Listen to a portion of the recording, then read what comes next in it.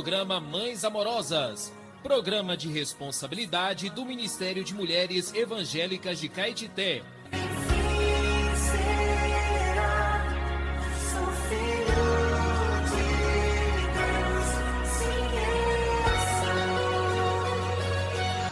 Bom dia, amadas ouvintes e queridas irmãs em Cristo.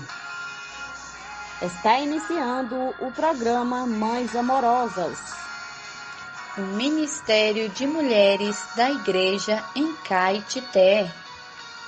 Este programa é feito com muito amor e carinho, especialmente para você. Queridas ouvintes, amadas irmãs, bom dia. Desfrutar de mais provérbios. E o provérbio de hoje diz assim: o temor do Senhor consiste em aborrecer o mal, a soberba, a arrogância, o mau caminho e a boca perversa, eu os aborreço. Provérbios, capítulo 8, versículo 13. Temos como título hoje: guarda-te da soberba e da arrogância. O nascedouro da sabedoria é fartura de pão e próspera tranquilidade, como aconteceu com a cidade de Sodoma, que nunca amparou o pobre e o necessitado. Ezequiel 16, 49. A soberba do Egito com sua pompa, a soberba de Jacó com os seus castelos, Amós 6:8, e a soberba de Edom com as suas alta morada, construída nas fendas das rochas, Obadias 3, nos ensinam que quando temos fartura de pão, prosperidade, tranquilidade, a habitação segura, o nosso coração nos engana e temos a sensação de sermos intocáveis, o que ninguém nos deitará por terra. Uma característica da soberba é não se preocupar com o próximo que passa por necessidade. O sinal inegável da soberba é a arrogância.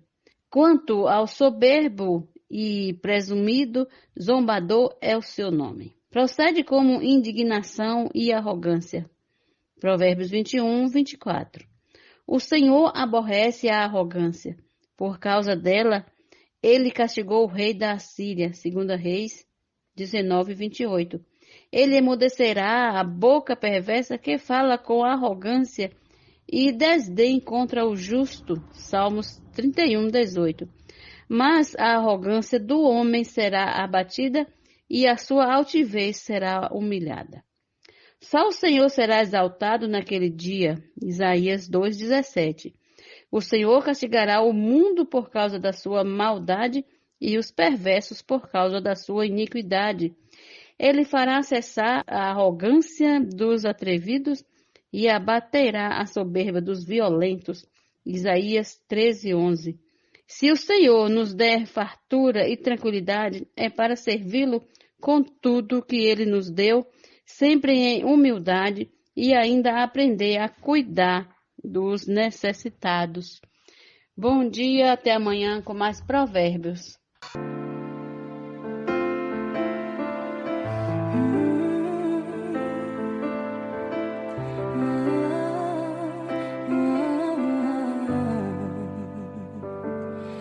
Bom dia, amadas irmãs, queridas ouvintes, graças ao Senhor por mais uma manhã, né? Que o Senhor venha iluminar a sua vida, iluminar o teu coração. Você que está precisando tomar uma decisão, né? Precisa de luz, precisa de direção. Jesus é o caminho, né? Vamos orar, vamos buscar o Senhor, vamos ter comunhão com os irmãos, com as irmãs, né? Com a família e a luz virá. Nós que confiamos no Senhor, Ele nunca nos deixa perdidos, né? A gente sempre tem uma direção. Então, quero encorajar você a sempre orar, sempre orar. Sempre coloque todas as suas ansiedades, todos os seus pedidos, né, na mão daquele que pode te socorrer e que é o nosso intercessor junto ao Pai, Jesus Cristo, né? Homem. Olha, hoje é um homem na glória, hoje tem alguém ali na glória junto ao Pai que te conhece, que é um ser humano também, né? que teve um viver humano perfeito aqui na Terra e conheceu todas as nossas limitações, conheceu todas as nossas frustrações, né? E Ele pode nos socorrer em tempo oportuno, amém? Por isso que nós declaramos que Jesus é o Senhor, né? E está acima de todos e pode nos socorrer a qualquer momento. E essa semana nós estamos vendo como ser preenchidos até a plenitude de Deus. Encher até transbordar. Vamos ler Efésios capítulo 3, versículo 10, que diz assim: para que pela igreja a multiforme sabedoria de Deus se torne conhecida agora dos principados e potestades nos lugares celestiais. Então, o Senhor lá na eternidade vai querer exibir a igreja como a sua obra-prima. Mas aqui nesse versículo de Efésios 3, ele diz que a igreja já mostra a sabedoria de Deus agora, né? E até mesmo os principados e potestades podem ver a sabedoria de Deus ao gerar a igreja. Porque a igreja é a obra-prima de Deus para sua habitação. Deus está trabalhando na gente. Agora, na igreja, na era da igreja, Ele já está mostrando a sua sabedoria ao nos escolher, né? Título de hoje: a obra-prima de Deus para a sua habitação. O grande poder de Deus opera no homem pela fé. É o poder que ressuscitou Jesus dentre os mortos e que o elevou até o terceiro céu, onde está assentado à direita de Deus nos lugares celestiais. Está acima de todo principado e potestade, acima de todo domínio, poder e nome que se possa referir. Todos que creem em Jesus têm esse poder. Deus quer usar esse poder, por intermédio de Cristo, para sujeitar todas as coisas debaixo de seus pés. Para isso, Deus deu Cristo à igreja, a qual é seu instrumento, e por meio dela Ele encabeçará todas as coisas. Assim, a igreja será a plenitude daquele que a tudo enche em todas as coisas. O universo todo será cheio de Cristo, que governará e ocupará todos os espaços. No capítulo 2 de Efésios, nós vemos que o homem estava morto em seus delitos e pecados, porque transgrediu os preceitos de Deus e fez com que o pecado e a morte entrassem no mundo. Assim, espiritualmente, todos morreram.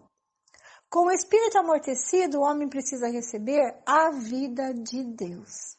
O grande amor de Deus fez sua misericórdia nos alcançar, e sua graça nos salvou. Quando Deus ressuscitou a Cristo dentre os mortos, fomos ressuscitados com Ele. Basta crer e isso se torna nossa experiência. A intenção de Deus é mostrar nos séculos vindouros a suprema riqueza da sua graça em bondade para conosco. Nós fomos feitura dele, criados em Cristo Jesus para boas obras, como diz Efésios 2:10. O Senhor nos vê como um poema, né? Que em grego quer dizer feitura, obra-prima. Aqui não se refere mais à primeira criação, quando Deus no princípio criou os céus e a terra, mas se refere à igreja. A igreja é a obra-prima de Deus, é o seu trabalho que Ele quer exibir, né? Com base em homens salvos, Deus quer fazer algo novo. Não mais no plano físico, mas no plano celestial. E nós que estamos na igreja somos bem-aventurados por fazer parte dessa nova criação. No final do capítulo 2 de Efésios, a palavra criar significa tornar habitável. A nova criação é para a habitação de Deus no Espírito. O desejo de Deus ao fazer a nova criação é ter um lugar para habitar. Aqueles que creem em Jesus foram resgatados por seu sangue e têm a vida de Deus. Assim, a igreja foi gerada pela graça que, obtida em Cristo, é o próprio Deus, dado a nós para nosso desfrute, de modo que podemos tomar posse dele. Isso é graça. Tudo que Deus é e tem vem para nosso desfrute e usufruto por meio da fé. Quando nós cremos, recebemos essa graça. E Deus quer dar-se a nós como desfrute por meio de Cristo, pois Ele é a fonte do amor. Deus também é luz e se dá a nós como a fonte da luz. Por meio de Jesus Cristo, toda essa graça chega até nós.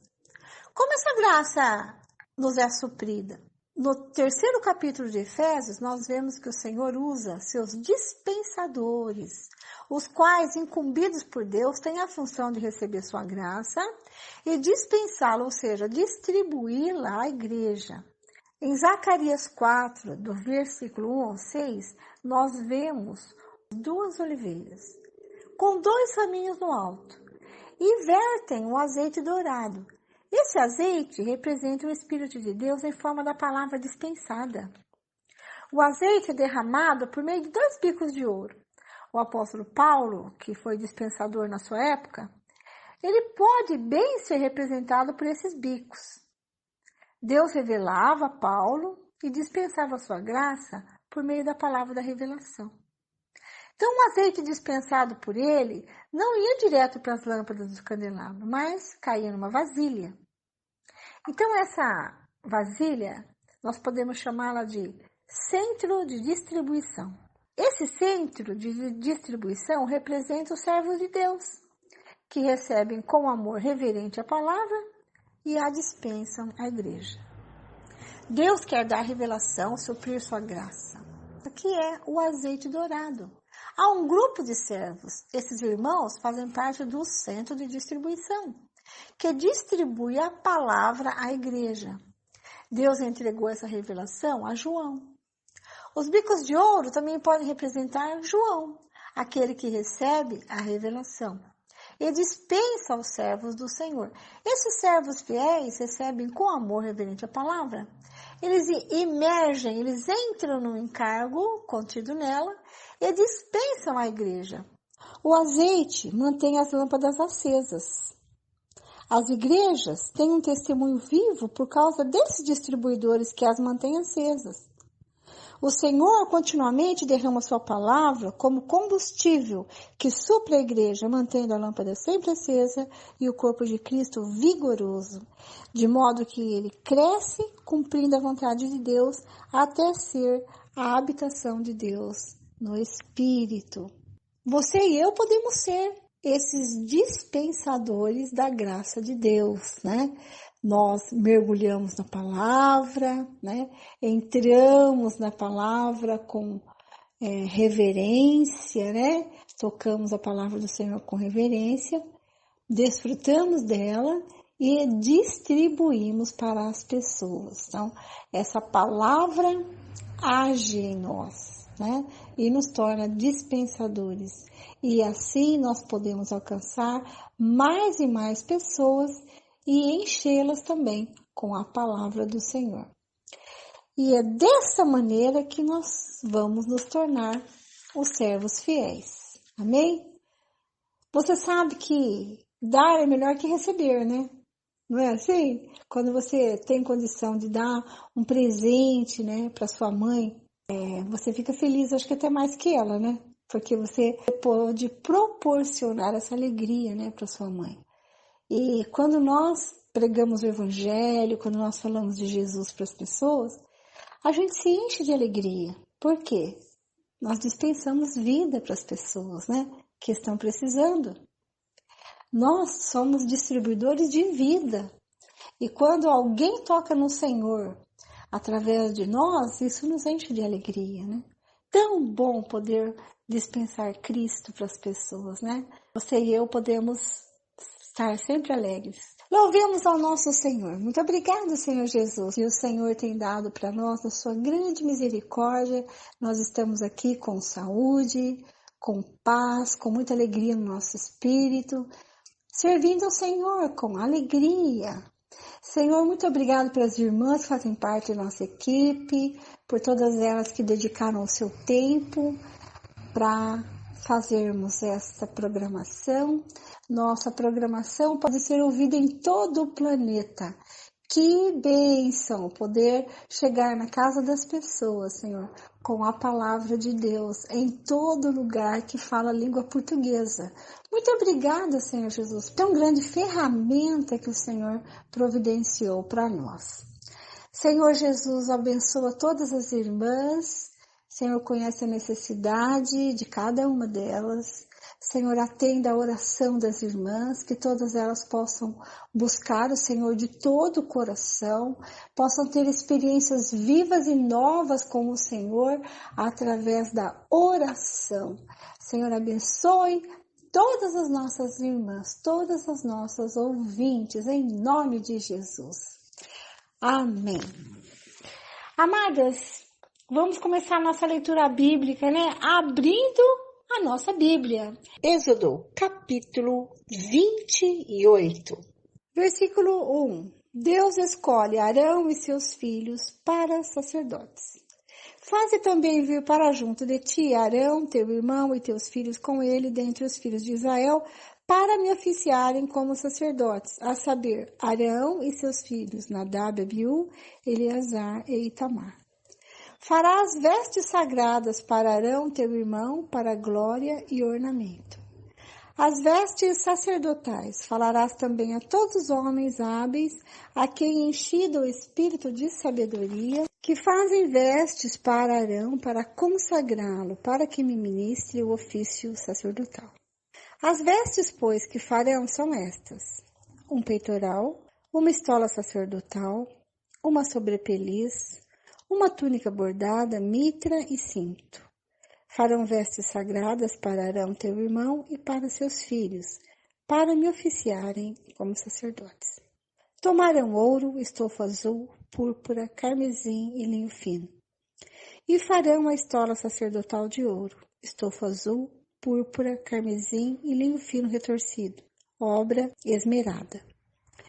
Terá 2 ombreiras que se unam às suas 2 extremidades e assim se unirá. E o cinto de obra esmerada que estará sobre a estola sacerdotal será de obra igual, da mesma obra de ouro, estofo azul, púrpura, carmesim e linho fino retorcido. Tomarás 2 pedras de ônix e gravarás nelas os nomes dos filhos de Israel. 6 de seus nomes numa pedra e os outros 6 na outra pedra, segundo a ordem do seu nascimento. Conforme a obra do lapidador, como lavores de sinete, gravarás as 2 pedras, com os nomes dos filhos de Israel, engastadas ao redor de ouro as farás. E porás as 2 pedras nas ombreiras da estola sacerdotal por pedras de memória aos filhos de Israel. E Arão levará os seus nomes sobre ambos os seus ombros para a memória diante do Senhor. Farás também engastes de ouro e 2 correntes de ouro puro. Obras de fieira as farás, e as correntes da fieira prenderás nos engastes. Farás também o peitoral do juízo de obra esmerada, conforme a obra da estola sacerdotal, ou farás de ouro, estofo azul, púrpura, carmesim e linho fino retorcido o farás. Quadrado e duplo será de 1 palmo o seu comprimento, e de 1 palmo a sua largura. Colocarás nele engaste de pedras, com 4 ordens de pedra. A ordem de sárdio, topázio e carbúnculo será a primeira ordem. A segunda ordem será de esmeralda, safira e diamante. A terceira ordem será de jacinto, ágata e ametista. A 4ª ordem será de berilo, ônix e jaspe. Elas serão guarnecidas de ouro nos seus engastes. As pedras serão conforme os nomes dos filhos de Israel, 12 segundo os seus nomes. Serão esculpidas como sinetes, cada uma com o seu nome, para as 12 tribos. Para o peitoral, farás correntes como cordas de obra trançada de ouro puro. Também farás para o peitoral 2 argolas de ouro e porás as 2 argolas nas extremidades do peitoral. Então, meterás as 2 correntes de ouro nas 2 argolas, nas extremidades do peitoral. As 2 pontas das correntes prenderás nos 2 engastes e as porás nas ombreiras da estola sacerdotal na frente dele. Farás também 2 argolas de ouro e as porás nas 2 extremidades do peitoral, na sua orla interior, junto à estola sacerdotal. Farás também 2 argolas de ouro e as portas nas 2 ombreiras da estola sacerdotal, abaixo na frente dele, perto da sua juntura, sobre o cinto de obra esmerada da estola sacerdotal. E ligarão o peitoral com as suas argolas, as argolas da estola sacerdotal por cima, com uma fita azul, para que esteja sobre o cinto da estola sacerdotal. E nunca o peitoral se separará da estola sacerdotal. Assim, Arão levará os nomes dos filhos de Israel no peitoral do juízo, sobre o seu coração, quando entrar no santuário, para a memória diante do Senhor continuamente. Também porás no peitoral do juízo o Urim e o Tumim, para que estejam sobre o coração de Arão quando entrar perante o Senhor. Assim Arão levará o juízo dos filhos de Israel sobre o seu coração diante do Senhor continuamente. Farás também a sobrepeliz da estola sacerdotal, toda de estofa azul. No meio dela haverá uma abertura para a cabeça. Será debruada essa abertura como a abertura de uma saia de malha, para que não se rompa. Em toda a orla da sobrepeliz farás romãs de estofa azul, púrpura e carmesim, e campainhas de ouro no meio delas. Haverá em toda a orla da sobrepeliz uma campainha de ouro e uma romã, outra campainha de ouro e outra romã. Esta sobrepeliz estará sobre Arão quando ministrar, para que se ouça o seu sonido, quando entrar no santuário diante do Senhor e quando sair, e isso para que não morra. Farás também uma lâmina de ouro puro, e nela gravarás a maneira de gravuras e sinetes, santidade ao Senhor. Atá-la-ás com um cordão de estofa azul, de maneira que esteja na mitra. Bem na frente da mitra estará. E estará sobre a testa de Arão, para que Arão leve a iniquidade concernente às coisas santas, que os filhos de Israel consagrarem em todas as ofertas das suas coisas santas. Sempre estará sobre a testa de Arão, para que eles sejam aceitos perante o Senhor. Tecerás quadriculada, túnica de linho fino, e farás uma mitra de linho fino, e um cinto de obra de bordador. Para os filhos de Arão farás túnicas, e cintos, e tiaras, fá-los-ás para glória e ornamento. E com isso vestirás a Arão teu irmão, bem como a seus filhos, e os ungirás. Consagrarás e santificarás, para que me oficiem como sacerdotes. Faz-lhes também calções de linho, para cobrirem a pele nua. Irão da cintura às coxas, e estarão sobre Arão e sobre seus filhos, quando entrarem na tenda da congregação, ou quando se chegarem ao altar para ministrar no santuário, para que não levem iniquidade e morram.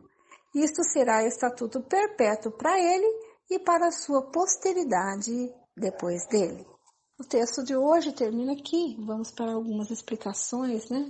Ontem nós vimos sobre o tabernáculo, né? Então o Senhor, ele passou todas as medidas do tabernáculo, do átrio exterior, do santo lugar e do santo dos santos, com todos os seus utensílios, né? Para os seus respectivos ambientes, né? Átrio exterior, santo lugar e santo dos santos. E tudo foi mostrado para Moisés no monte. Então, Moisés deve ter tido uma revelação. O Senhor mostrou para ele como que queria que fizesse. E ele, então, né, ontem até comentei isso, né, a fidelidade dele ao transmitir para o povo tudo que o Senhor tinha falado, e as riquezas de detalhes, né, tudo foi feito conforme o Senhor ordenou e mostrou para ele. E agora que foi mostrado o tabernáculo, Deus agora mostra como será a veste do sacerdote, né? Então, um capítulo todo só para falar sobre a veste do sacerdote. Então, cada detalhe também tem o seu significado, né? Isso, vou entrar nesses detalhes agora com vocês. Essas vestes foram feitas por exímios alfaiates, né? Os alfaiates que fizeram as vestes de Arão, certamente receberam sabedoria para cumprir essa tarefa, porque é muito detalhes, né? E todos nós possuímos habilidades especiais, né? E Deus deseja encher-nos do seu espírito para que a gente possa usá-las para a sua glória, né? Então, eu quero encorajar você, que é costureira, né? Que é alfaiate. Olha a sua importância aqui, né? Pense em seus talentos e habilidades nas diversas formas como pode ser usado para a obra de Deus no mundo, né? Então, o talento que nós temos deve ser aproveitado. Bom, o éfode era um tipo de avental bordado. Ele é constituído de duas partes, frente e costas. Eram unidas nos ombros e ligados por uma faixa na cintura. Em cada ombro havia uma pedra com o nome de 6 tribos de Israel gravado nela. Simbolicamente, os sacerdotes carregavam o fardo de toda a nação em seus ombros, uma vez que a representava diante de Deus. Nas ombreiras, né, em cada ombro da veste, tinha nome de 6 tribos no ombro esquerdo e nome de 6 tribos de Israel no ombro direito. Então, isso significa que o fardo de toda a nação, ou seja, a responsabilidade, né, toda a nação das 12 tribos de Israel, estava onde? Nos ombros dos sacerdotes, uma vez que o sacerdote representava Deus, né? O Urim e o Tumim, ele era usado pelo sacerdote para tomar decisões. Onde ficava o Urim e Tumim? Na região do coração, né, no peitoral. E esses nomes significavam maldições e perfeições. E referiam-se à natureza de Deus, cuja vontade revelaria. Por exemplo, você se lembra que nós lemos, no ano passado, nós lemos sobre Davi, né? Davi consultava o Senhor através do sacerdote. E o sacerdote consultava Deus através do Urim e Tumim.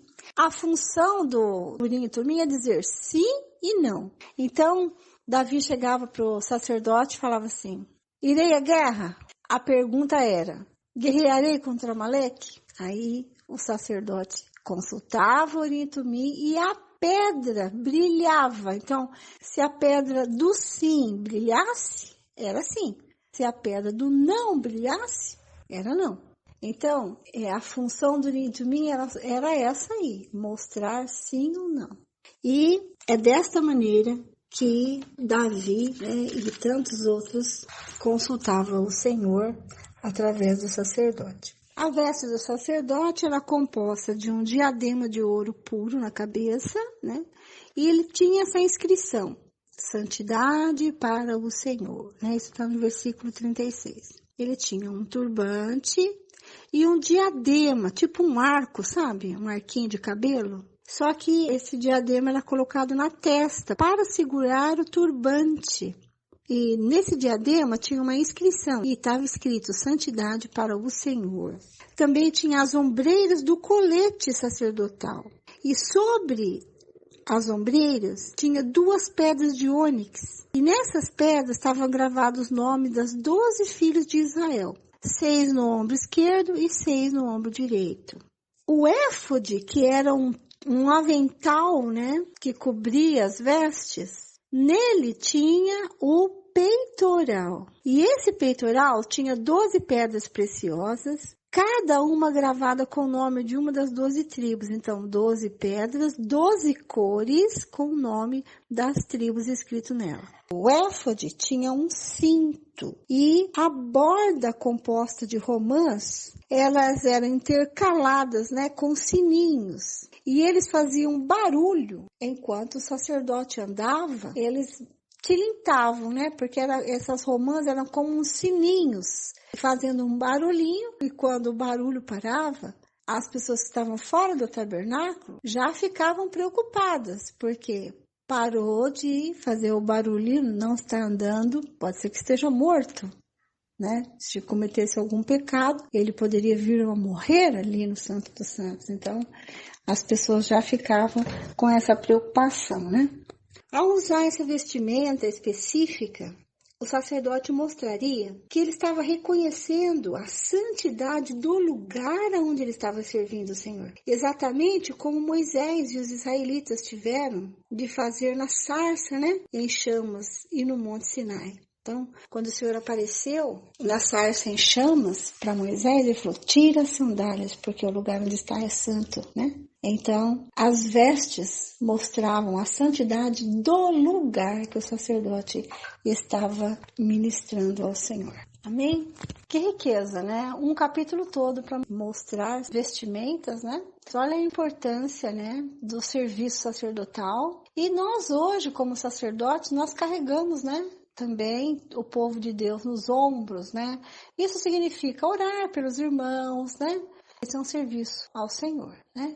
Muito bem, amadas irmãs, vamos ficando por aqui. E a Marlene está chegando para dar continuidade à leitura bíblica de hoje, amém? Amanhã tem mais e eu aguardo você. Até lá. Deus abençoe ricamente a sua vida. Amém. Bom dia, irmã Vera. Continuando com a leitura bíblica, hoje vamos ler Salmos capítulo 31, versículos 9 até o 18, Provérbios capítulo 8, versículos 12 até o 14, e o Evangelho de Mateus capítulo 25, versículos 31 até o capítulo 26, versículos de 1 ao 16. Começando com os Salmos capítulo 31, versículo 9, continuando com lamentos e louvor. Compadece-te de mim, Senhor, porque me sinto atribulado, de tristeza os meus olhos se consomem, e a minha alma e o meu corpo. Gasta-se a minha vida na tristeza, e os meus anos em gemidos. Debilita-se a minha força por causa da minha iniquidade, e os meus ossos se consomem.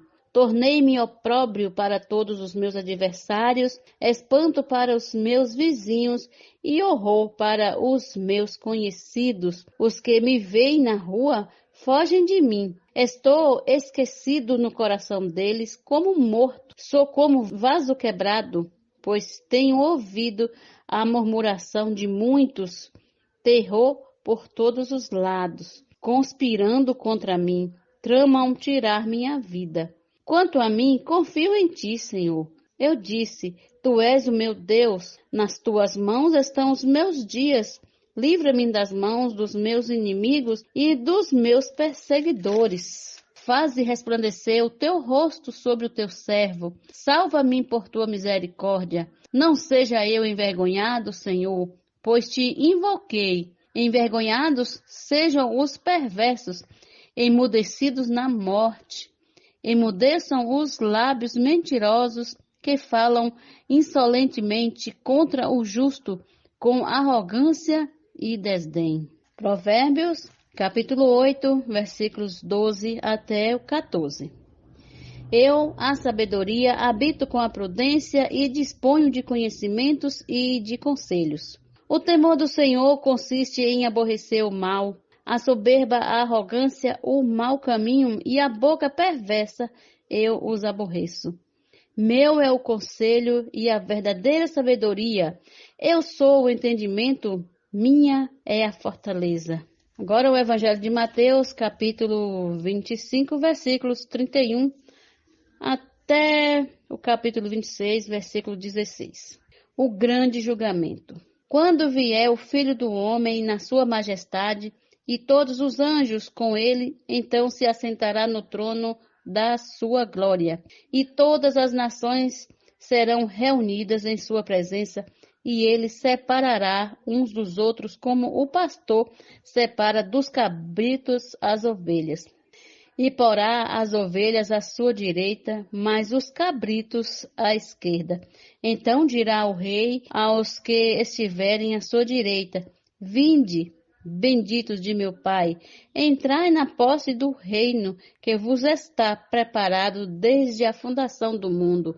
Porque tive fome e me deste de comer, tive sede e me deste de beber, era forasteiro e me hospedastes, estava nu e me vestistes, enfermo e me visitastes, preso e foste ver-me. Então perguntarão os justos: Senhor, quando foi que te vimos com fome e te demos de comer? Ou com sede e te demos de beber? E quando te vimos forasteiros e te hospedamos? Ou nu e te vestimos? E quando te vimos enfermo ou preso e te fomos visitar? O rei respondendo lhes dirá: em verdade vos afirmo que sempre que o fizestes a um desses meus pequeninos irmãos, a mim o fizestes. Então o rei dirá também aos que estiverem à sua esquerda: apartai-vos de mim, malditos, para o fogo eterno, preparado para o diabo e seus anjos. Porque tive fome e não me deste de comer, tive sede e não me deste de beber, sendo forasteiros não me hospedastes, estando nu não me vestistes, achando-me enfermo e preso não fostes ver-me.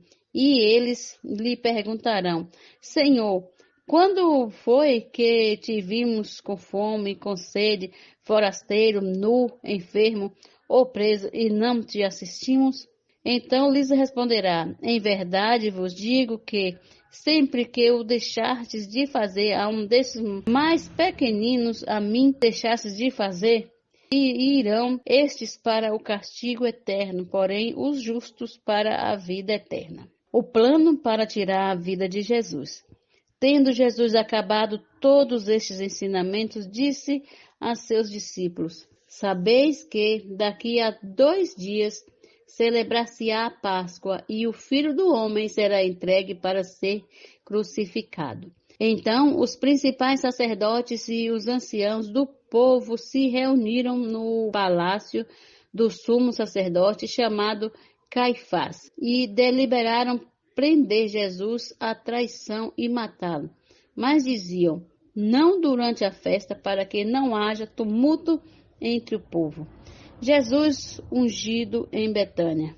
Ora, estando Jesus em Betânia, em casa de Simão, o leproso, aproximou-se dele uma mulher trazendo um vaso de alabastro cheio de precioso bálsamo, que lhe derramou sobre a cabeça, estando ele à mesa.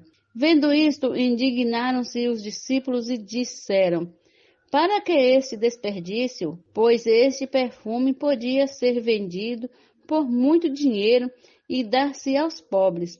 Mas Jesus, sabendo disso, disseram-lhe: por que molestais esta mulher? Ela praticou boa ação para comigo, porque os pobres sempre os tendes convosco, mas a mim nem sempre me tendes. Pois derramando este perfume sobre o meu corpo, ela o fez para o meu sepultamento. Em verdade vos digo, onde for pregado em todo o mundo este evangelho, será também contado o que ela fez para memória sua. O pacto da traição. Então, um dos 12, chamado Judas Iscariotes, indo ter com o principal sacerdote, propôs: que quereis dar, e eu vou-lo entregareis?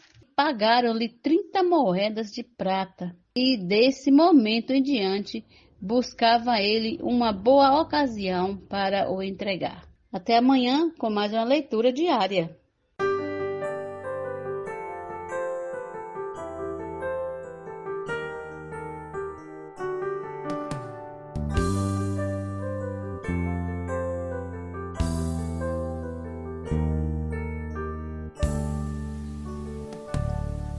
Ao ouvir o teu chamado, logo vou obedecer.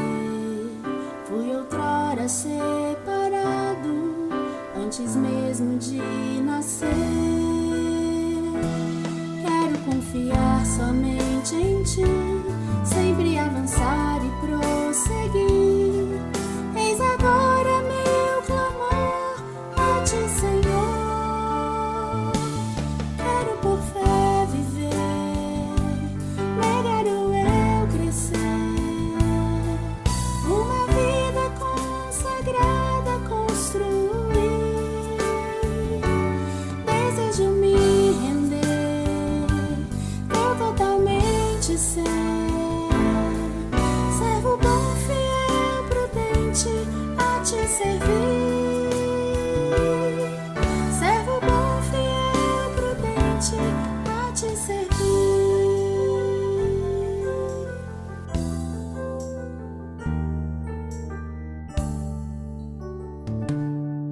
Possas, pois, em tua vinda me achar fazendo assim, ministrando espírito e vida aos conservos meus, enfim. Teu falar repleto de dulçor sempre me conduz aqui, Senhor. Faz o teu amor em mim se expandir. Quero por fé viver, negar o eu crescer, uma vida consagrada construir. Desejo me render, teu totalmente ser, servo bom, fiel, prudente, a te servir. Servo bom, fiel, prudente, a te servir.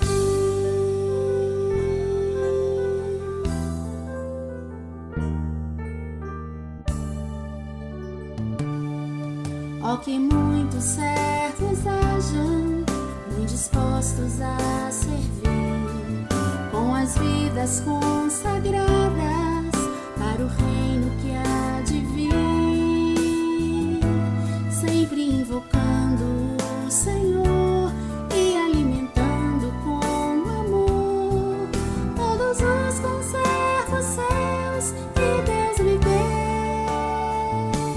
Quero por fé viver, negar o eu crescer,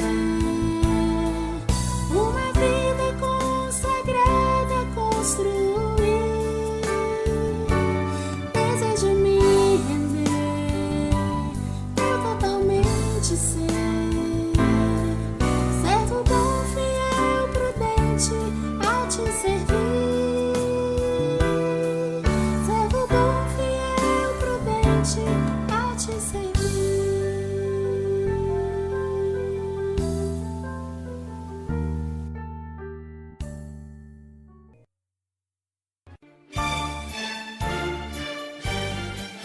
Este é o quadro Em Tudo Uma Lição. Sempre existe algo que podemos aprender com Taíka Saleb. A Hora da Mudança. Convido você a desfrutar mais uma obra do editor Árvore da Vida. Título de hoje: Sião, o poder do cetro de Cristo, parte 2.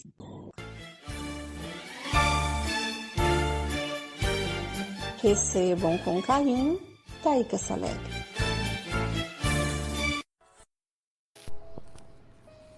Para entendermos mais claramente o que é Sião, leiamos. Da idade de 30 anos era Davi quando começou a reinar, e reinou 40 anos. Em Hebrom reinou sobre Judá 7 anos e 6 meses. Em Jerusalém reinou 33 anos sobre todo Israel e Judá. Partiu o rei com os seus homens para Jerusalém, contra os jebuseus que habitavam naquela terra, e que disseram a Davi: Não entrarás aqui, porque os cegos e os coxos te repelirão, como quem diz: Davi não entrará nesse lugar. Porém Davi tomou a fortaleza de Sião. Esta é a cidade de Davi. Davi reinou sobre Judá a partir de Hebrom, durante 7 anos e meio. Mas quando as demais tribos de Israel foram até ele e lhe pediram que reinasse sobre todo Israel, ele precisou procurar outro lugar. Davi então partiu para Jerusalém, pois foi o lugar que Deus estabeleceu para manter a unidade do seu povo. Contudo, ele precisava expulsar os jebuseus que estavam em Jerusalém. Os jebuseus foram arrogantes, mas Davi não teve medo. Ele conquistou Jerusalém, começando pela fortaleza de Sião, e ali construiu sua cidade, seu palácio. Portanto, se deseja fazer parte dos vencedores e lutar ao lado de Deus, você precisa estar em Sião. Cristo também foi constituído rei sobre o Monte Santo de Deus, o Monte Sião Celestial. É isso que revela o livro de Hebreus. Mas tendes chegado ao Monte Sião e à cidade do Deus vivo, a Jerusalém Celestial, e a incontáveis hostes de anjos, e a universal Assembleia, e Igreja dos primogênitos arrolado nos céus, e a Deus, o juiz de todos, e aos espíritos dos justos aperfeiçoados. Em Salmos 2 lemos: Eu, porém, constituí o meu rei sobre o meu santo monte Sião. Proclamarei o decreto do Senhor. Ele me disse: Tu és meu filho, eu hoje te gerei. Assim como Davi assumiu a realeza na fortaleza de Sião e ali edificou uma cidade, Cristo também foi constituído rei sobre esse monte santo, o monte Sião. Assim fica claro que Jerusalém representa a igreja, a totalidade do povo de Deus, enquanto Sião representa uma parte de Jerusalém, o grupo dos vencedores que estão na igreja. A Bíblia, ao falar de Jerusalém, relata seus fracassos e suas infidelidades, mas ao falar da salvação e da realeza, refere-se a Sião. Portanto, Sião representa a porção vitoriosa que está em Jerusalém. Amado, a igreja é dos vencedores, que façamos parte dessa vitória. Ó Senhor Jesus, esse é o desejo do nosso coração, fazermos parte desse grupo de vencedores, fazer parte de Sião, dessa parte forte de Jerusalém, que luta pelos teus interesses, que faz a tua vontade, que aceita a tua convocação, que se prontifica para ti. Ó Senhor Jesus, dá-nos tal coração. Esse texto foi extraído do livro A Hora da Mudança. Posso orar por você, por sua vida, por sua família. Somos mulheres de oração. Posso orar por você? Estamos recebendo no nosso programa a irmã intercessora Isani Carvalho. Ela vai orar por nós. Seja bem-vinda, amada irmã.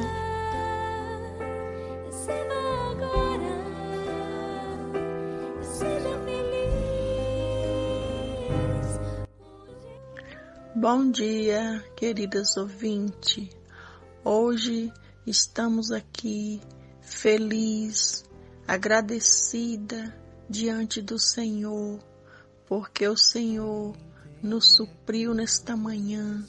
Eu quero agradecer a essas amadas irmãs que têm nos suprido a cada dia com esta palavra maravilhosa, preparada com muito carinho pelo Senhor, para nos suprir, para nos alimentar a cada dia.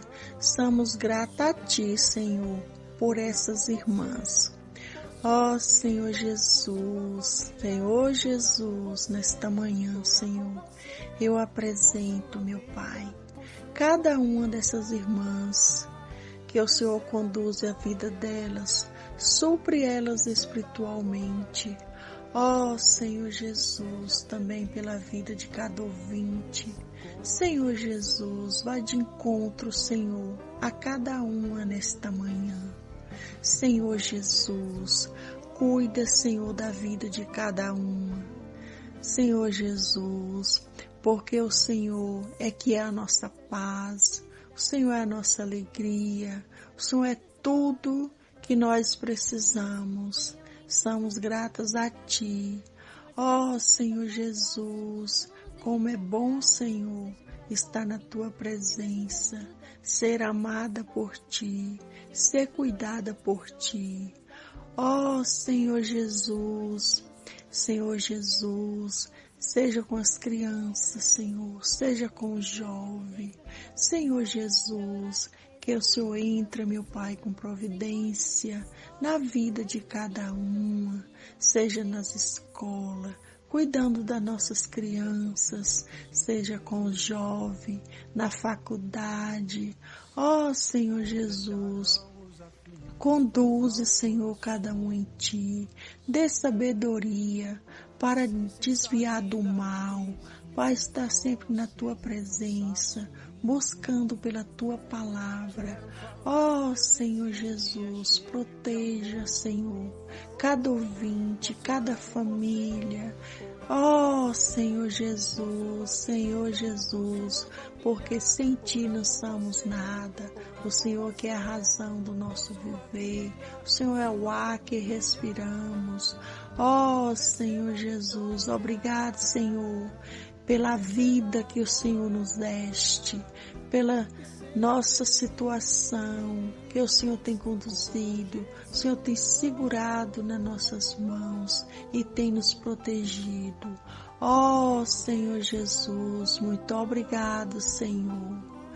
Amadas ouvintes, é muito bom ter vocês todas as manhãs aqui conosco e que o Senhor Jesus conduza a vida de cada uma de vocês e até amanhã para desfrutar de mais uma palavra neste mesmo horário.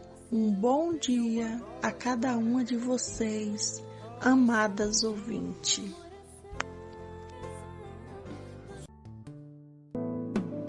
Graça e misericórdia posso desfrutar.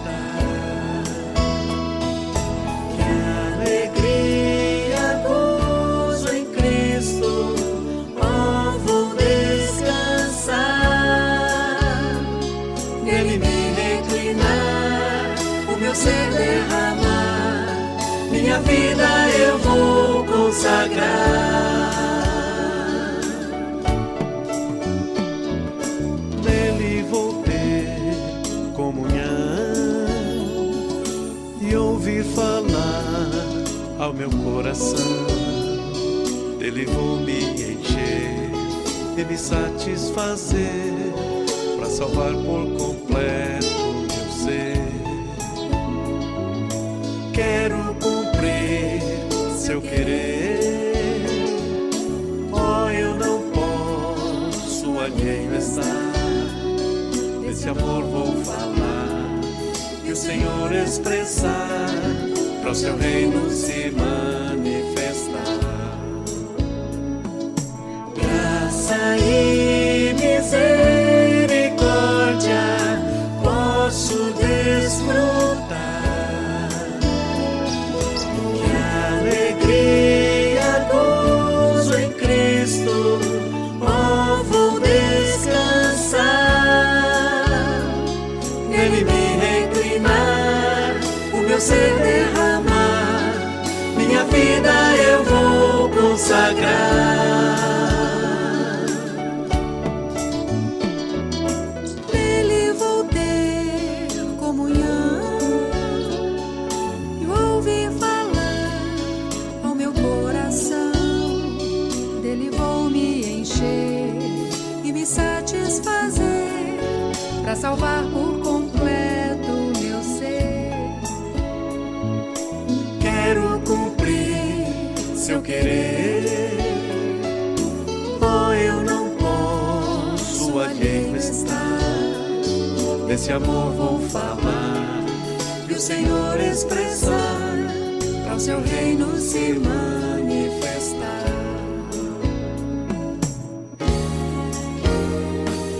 Graça e misericórdia posso desfrutar. Que alegria, gozo em Cristo, oh, vou descansar. Nele me reclinar, o meu ser derramar, minha vida eu vou consagrar.